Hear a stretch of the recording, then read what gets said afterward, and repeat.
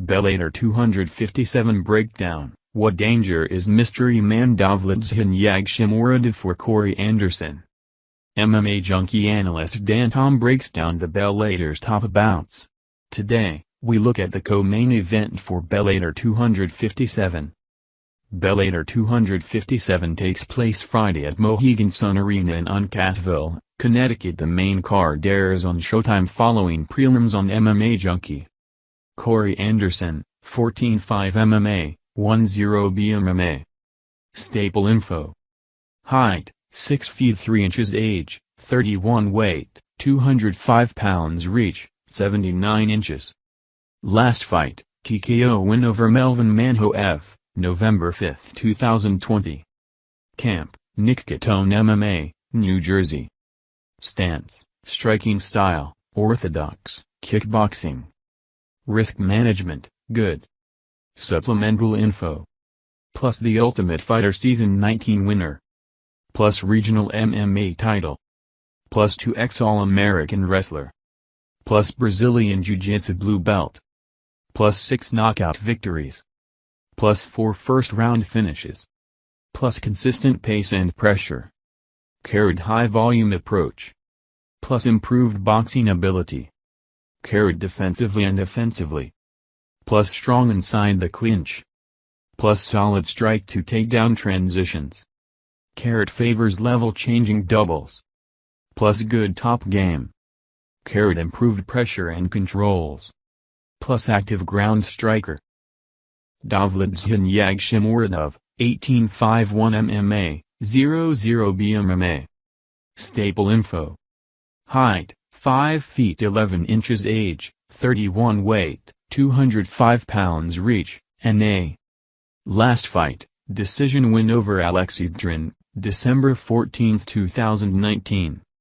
Camp, Branibur Team, Turkmenistan, Ukraine.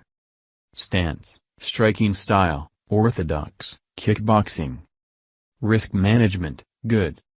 Supplemental info. Plus ACA light heavyweight title. Plus 11 knockout victories. Plus 4 submission wins. Plus 10 first-round finishes. Plus KO power. Plus fast hand and foot speed. Plus accurate right hand. Coming forward or off the counter.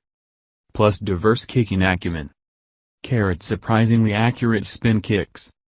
Plus strong inside the clinch. Strikes well off the breaks. Plus shows solid wrestling ability. Plus serviceable transitional grappling. Plus coming off of a 16-month layoff. Point of interest, output versus opportunities.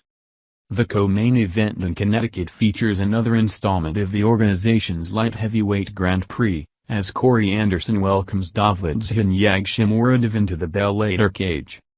Although tracking down fight footage and official information was admittedly a bit difficult for Yagshimoradov, the native of Turkmenistan appears to be an experienced and well-rounded talent who is well-versed in the arts of Sambo and Wushu Sanda that are synonymous with his surrounding regions.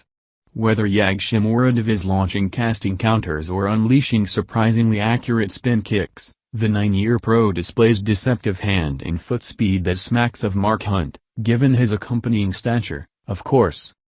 Yagshimoradov also seems to have sharpened his counter-striking acumen since his time spent with the Goretz Fight Team in Dagestan, home to fighters like Rashid Magomedov and Ramazan Ameev, and I suspect he'll be leaning more on those skills rather than his heavy leg kicks given the level-changing threat Anderson represents. A fighter who is steadily figuring out how to stoke his own fire, Anderson brings a suffocating pressure that is palpable through many facets of his game. Finding a balance between sticking and moving, Anderson achieves his desired cooking temperatures through a high-output approach of striking volume and transitional takedown threats. Using this rinse-wash-and-repeat method, Anderson will steadily tenderize his opposition without letting off the gas. Even though Anderson's striking volume has won him many rounds in the cage, his transition game is what ultimately glues everything together. Similar to his stablemate, Frankie Edgar, Anderson mixes in volume and variety to keep his opposition behind the 8 ball. However, Despite Anderson displaying much meaner offensive wherewithal to go along with better head movement and overall boxing technique, he still opens himself up to undesirable traffic due to the nature of the numbers he puts up. For this reason, striking stanzas between the two should stay potent for as long as they last. Point of interest, wrestler's wrath. Considering that Yagshimuradov appears to have a propensity to back himself toward the cage when looking to counter, I will be curious to see if the 31-year-old from Turkmenistan will employ more of a pressuring approach to stay out of the American's wheelhouse. Anderson, who is an effective transitional wrestler in the open, tends to chain takedowns very well from the cage and has only improved on his ability to make his opposition work in said space. Not only is Anderson able to ground his opponents consistently, as he was the former takedown leader at light heavyweight in the UFC, but the Ultimate Fighter winner has also done a better job at keeping them down, a problem that had been a persistent theme when looking closely at earlier fights. Anderson always displayed a solid understanding of levers and wrist rides as he would actively pick off his opposition's posts, but his eagerness to apply his high-volume offense would often allow for openings to stand.